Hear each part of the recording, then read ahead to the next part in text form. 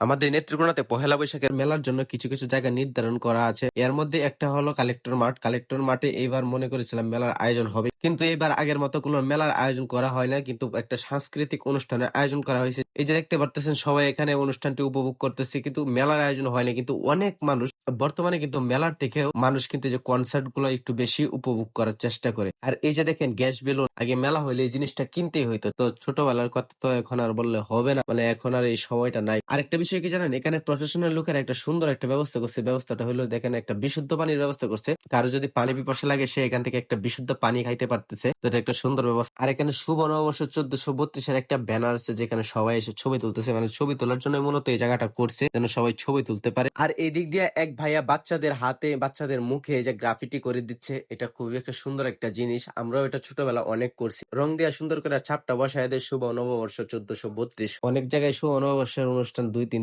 দিন ব্যাপী হয়, তবে কালেক্টর মাঠটা একদিন ব্যাপী ছিল। তবে নেত্রকোনা সরকারি কলেজে 2 দিন ব্যাপী চলতেছে, একদিন চলে গেছে, আজকেও হবে। যারা যারা কনসার্ট উপভোগ করতে চান অবশ্যই নেত্রকোনা সরকারি কলেজে চলে আসতে পারেন।